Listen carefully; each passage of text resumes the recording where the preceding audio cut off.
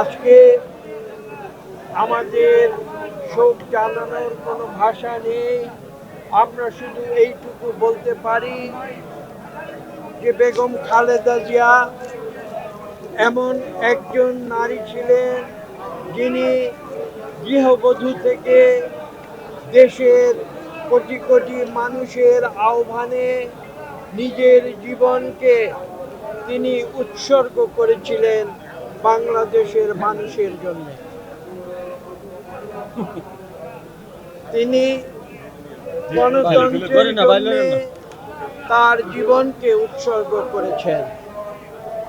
আপনারা জানেন যে বাংলাদেশে বিভিন্ন রাজনৈতিক নেতৃত্ব যারা বিভিন্ন সময়ে নিজেদের ব্যক্তিগত অথবা দলগত সুযোগ সুবিধার জন্য তারা রাজনীতিতে বিভিন্ন সময়ে আপোষ করেছিলেন। দেশনেত্রী বেগম খালেদা জিয়া একজন অনন্য ব্যক্তিত্ব। তিনি তার জীবন দিয়ে প্রমাণ করেছেন যে দেশের স্বার্থ এবং গণতন্ত্রের স্বার্থ সেটাই ছিল তার জন্য সর্বাগ্রে, যেখানে তার নিজের জীবনকে তিনি তুচ্ছ করেছিলেন এই মানুষের অধিকার প্রতিষ্ঠার জন্য। তার রাজনীতির ইতিহাস খুব সংক্ষেপে যদি বলতে হয়, আপনারা 82 সালে শহীদ প্রেসিডেন্ট জিয়াউর রহমানের তিরোধানের পরে লক্ষ্য করেছেন বিএনপির যারা তৎকালীন নেতৃত্ব ছিলেন তারা বেগম খালেদা জিয়াকে একরকম জোর করে রাজপথে নামিয়ে এনেছিলেন তখনকার সেনা শাসন থেকে বাংলাদেশকে মুক্ত করার জন্য। এবং সেই সময়ে দীর্ঘ প্রায় 7-8 বছর তিনি রাজপথে আন্দোলন করেছিলেন। তিনি কোনো শীততাপ নিয়ন্ত্রিত কক্ষে বসে কোনোদিন রাজনীতি করেননি। তিনি জনগণের কাতার থেকে রাজনীতি করেছেন।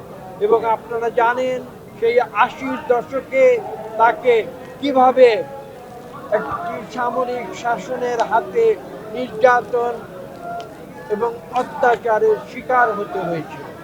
কিন্তু বেগম খালেদা জিয়া থেমে থাকেননি। তিনি সামনের দিকে এগিয়ে গিয়েছেন, জনগণকে সঙ্গে নিয়ে এগিয়ে গিয়েছেন। তার শক্তি ছিল জনগণের শক্তি, বন্দুকের শক্তি নয়। এবং পরবর্তীতে আপনারা দেখেছেন সেই সামরিক শাসনকে হটিয়ে দিয়ে জনগণকে সঙ্গে নিয়ে তিনি দেশে পুনরায় বহুদলীয় গণতন্ত্র ফিরিয়ে এনেছিলেন, পার্লামেন্টারি গণতন্ত্র ফিরিয়ে এনেছিলেন। পরবর্তীতে আবার দেখেছেন 2009 সাল থেকে দীর্ঘ প্রায় 16 বছর তিনি সংগ্রাম করেছেন স্বৈরাচারী আওয়ামী লীগ সরকারের একদলীয় শাসনের বিরুদ্ধে। রাজপথে ছিলেন, সংগ্রাম করেছেন, জনগণের জন্য কথা বলেছেন, গণতন্ত্রের জন্য তার জীবনকে উৎসর্গ করেছেন, কোনোদিন থেমে থাকেন। তাই আমি কথা বলে শেষ করবো যে বাংলাদেশের ইতিহাসে, গণতন্ত্রের ইতিহাসে, বাংলাদেশের মানুষের অধিকার প্রতিষ্ঠার ইতিহাসে, বাংলাদেশের মানুষের ভোটের অধিকার প্রতিষ্ঠার ইতিহাসে, বাংলাদেশের মানুষের কথা বলার ইতিহাসে একটি অনন্য নাম দেশনেত্রী বেগম খালেদা জিয়া।